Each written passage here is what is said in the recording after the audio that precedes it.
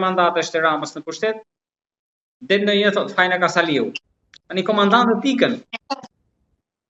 Po, por domethënë vota kësaj radhe do të jetë kalkulim mes atyre që kanë keq menaxhuar buxhetin dhe kanë shkuar deri në nivelin që bën marrëveshje të dëmshme për shtetin.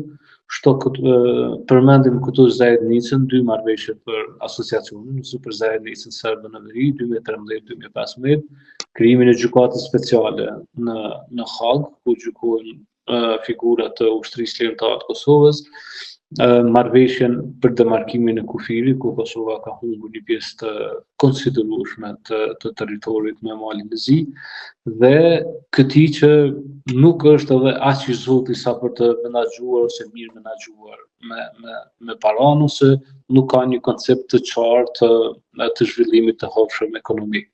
Por as nuk bën marrëveshje të dëmshme, ruan tërësinë territoriale të Kosovës, shtrin sovranitetin në veri dhe nuk është i korruptuar. Domethënë ka një aur të cila e paraqet përpara publikut si jo i korruptuar. Për këtë arsye, populli është me qetësi në këtë zgjedhje, nuk është se po merr pjesë shumë edhe në fushata, i shoh domethënë të gjitha partive janë takime të zbehta. Pra janë të lodhur se te copy-paste kandidatët, copy-paste idetë, programi, zgjedhjet shumë shpesh, diaspora që t'jap një ritëm tjetër nuk është.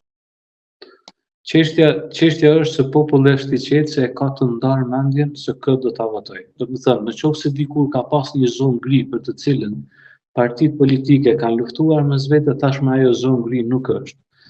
Pra shumica e popullit është i përcaktuar për ta votuar lëvizjen vendosje dhe Albin Kurtin. Për këtë arsye, po lidhem me pyetjen e parë, rezultati do të jetë, sipas mendimit tim gjithmonë, do të jetë një fitore e radhës e lëvizjes vendosje. Nuk prisin të ketë në ndikim Vjosa Osmani? Po shiko tani, ne kemi një ekspozim ose një demaskim të vetvetes të figurave tona drejtuese. Nëse ne do të përpiqeshim me fjalë, me ato që do t'i thonim nëpër media ose me shokët nëpër gazeta që do të shkruanim, më thonë do të ishte e vështirë të na besonte dikush, domethënë përderisa flasim për këta. Por kur këta e demaskojnë veten, më mirë se sa i kemi demaskuar ne, u kemi shpjeguar ne, domethënë nuk ka se si të prodhoj diçka ndryshe. Pra bëri një autogol, thoni ju. Le që bëri autogol. Le që bën autogol, por këta kanë dalur hapur për të treguar që i kanë interesat e tyre personale më të mëdha se sa çdo interes tjetër. Dhe në këtë kuptim, ndarja e dikushme nga bazat e tyre partijake është për ego të tyre, për të arritur ata personalisht diçka që s'mund të arrinin brenda partisë, dhe tani domethënë janë bashkuar për të fshehur në një dështimin e saj si presidente, referohet Zoris Osmani, dhe dështimin e zotit Lumir Abdigjiku, që është një, si themi, përçudnim ose një rënje drastike nga niveli i udhëheqësve të cilët i ka pasur LDK-ja. Pra këta dy mbështesin dështimet e njëri tjetrin dhe tentojnë të kamuflojnë dështimet e njëri tjetrit. Po përderi asaj që kërkoi Albin Kurti një opozitë të re, ju mendoni që pas 2 zgjedhjeve kush duhet ta japë dorëheqjen, si duhet të riformatohet për hir të interesit publik, jo kërkesës së Kurtit, opozita e re, pra që të ngjall besim, shpresë. Se nga era palë zgjedhjet janë po të njëjtët personazhe, i vetmi që ka ndryshuar është Memri Krasniqi me Bedri Hamzën. Iku dhe Haradinaj, po ai është po aty de facto. Më lejo vetëm shkurt. Gjasat që Haradinaj të jetë në parlament, partia e tij janë edhe më të vogla.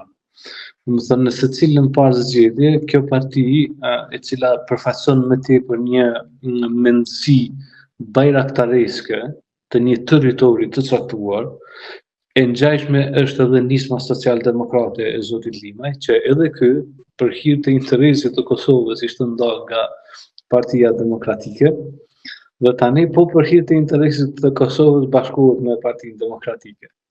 Domethënë e them pak me stil këtë. Pra këta i treguan publikut që ndarjet e tyre atëherë nuk ishin as programore, as ideologjike dhe as nuk ishin bazë interesi shtetëror dhe kombëtar, por ishin puro interesa personale.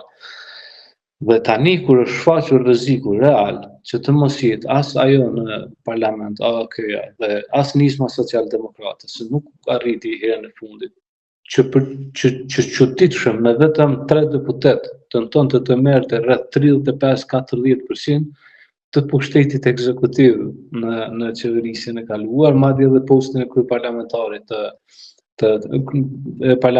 të Kosovës. Për këtë